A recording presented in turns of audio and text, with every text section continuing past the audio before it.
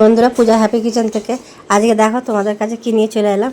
এখানে দেখো পমফ্রেট মাছ বাজার থেকে কিনে নিয়ে এসে ধুয়ে পরিষ্কার করে নিয়েছি। লবণ আর হলুদ ভালো করে আমি মাখিয়ে নেব। মাছগুলোতে ভালো করে এক এক করে মাখিয়ে নিয়েছি লবণ আর হলুদ। ভালো করে এপিট ওপিট করে ভালো করে আমি উল্টে পাল্টে লবণটা মাখিয়ে নিয়েছি, লবণ আর হলুদ মাখানোর পরে আমি এখানে কড়াই বসিয়ে দিয়েছি। তেল গরম হয়ে গেছে, আমি এক এক করে মাছগুলো ভালো করে ভেজে নিলাম।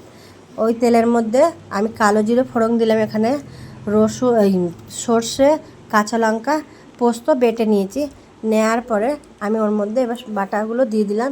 তারপরে হলুদ দিলাম, হলুদ গুঁড়ো দিয়ে ভালো করে নেড়ে ছেড়ে নিয়েছি। নেড়ে ছেড়ে নেওয়ার পরে আমি স্বাদ মতন লবণও দিয়ে দিয়েছি।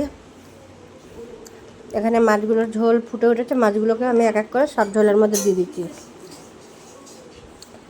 দিয়ে আমি ভালো করে কিছুক্ষণ ধরে আমি ঢাকা দিয়ে রেখে দেব।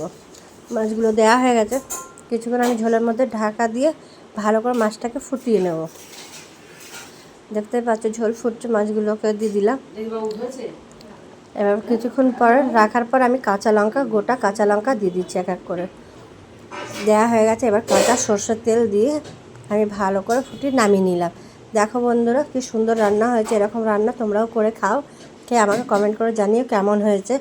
ভালো লাগলে লাইক করো, কমেন্ট করো, আর আমার চ্যানেলকে অবশ্যই সাবস্ক্রাইব করো। বন্ধুরা, আজকের মতন এখানেই ভিডিওটা শেষ করলাম। দেখো দারুণ হয়েছে খেতে, আর যেমন খেতে হয়েছে তেমন দেখতেও সুন্দর হয়েছে। কাঁচা লঙ্কা দিয়ে আমি রান্না করলাম, দেখো সুন্দর একদম হয়েছে। আর গরম গরম ভাতে তো কোনো ব্যাপারই না, দেখতেই পাচ্ছ দারুণ একটা লাগছে।